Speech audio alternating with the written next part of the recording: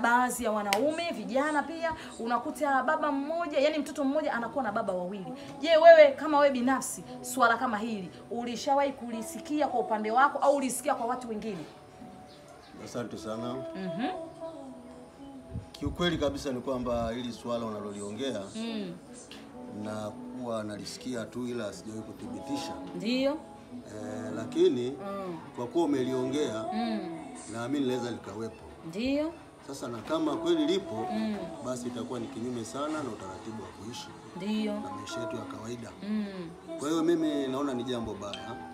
Lakini pia kuna mambo ambayo yanachangia. Ndio, kama jambo la kwanza nahisi ni tamaa. Jambo la pili tunaweza tukasema ni ile hali ya kujiongeza.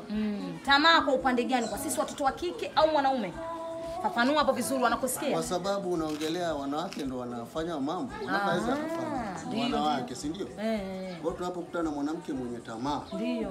Kwa ajili ile tamaa yake inaweza kumpelekea yeye kufanya hivi. Ndio. Anakuwa na mtoto. Anajua kabisa babake ni kimaro. Ndio. Lakini mwisho wa siku anampelekea bwana Nurdin pale. Ili aweze kupata zaidi huduma zile.